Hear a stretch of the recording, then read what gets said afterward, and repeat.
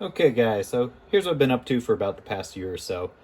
Been designing a preamp pedal, 3-channel pedal, 3 different tube preamps all in one box.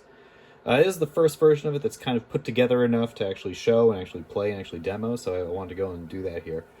As it was originally designed, the first channel was going to be like a clean boost channel. That ended up not working out the way I want. And the next version of it, that's going to be a basically like a Fender Bassman inspired channel. This one is pretty much a direct copy of a JCM800, and then this one, pretty much a direct copy of a SLO, Soldano SLO. So these two over here are the ones that kind of work nicely right now, so we can go ahead and demo those. So for our JCM800 channel,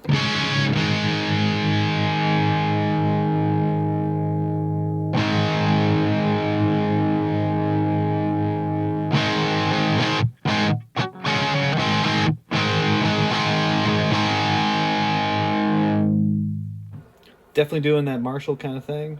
For the Soldano channel,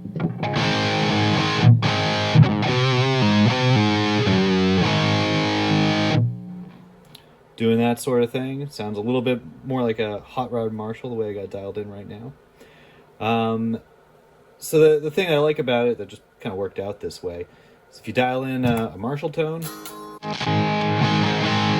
when you go to the Soldano tone,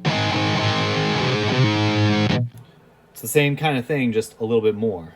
And the other way on that, if you dial in a metal tone on this channel,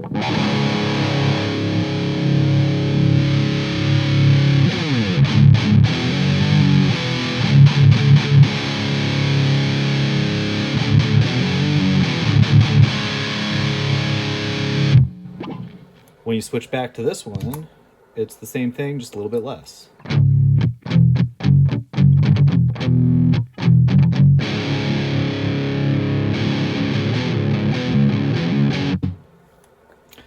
So yeah, overall, sounds pretty good. Pretty happy with the way it turned out. And that's what I've been up to. So in terms of prototyping, I started off with this board, which I only had these 2 tube sockets wired up with the JCM800 preamp to them. And that let me go and confirm that the power supply board that I made actually worked. It was pretty easy to get this kind of thing going, where gain, bass, treble, middle, and an overall output to it. So this was just a 1-channel board, pretty simple, just to make sure that the power supply turned on, did the heater thing properly, and did the high voltage properly. So next I moved on to this development board, which now it's got some buttons on it for changing the channels.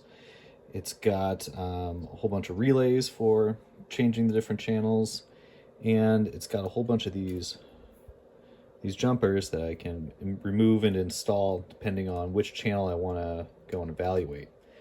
So that would let me put in all the jumpers for the JCM channel and make sure that that sounded good, then take all those out, put in all the jumpers for the SLO channel, make sure that that sounded good, and do it in a way that like you don't have to worry about bleed over from one channel to another. Also allowed me to identify a few either layout mistakes or PCB or schematic mistakes that have been made and fix those up.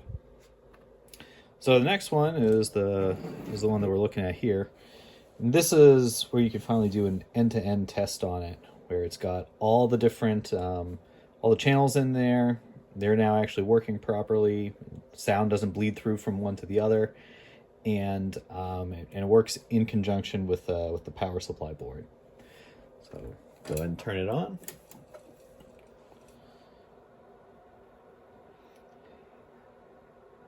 So the meter that you got in front of you there, that's the high voltage output of the power supply board. I wanted this thing to run at the full 400 volts, and yeah, it's coming in at 400 there, so 401.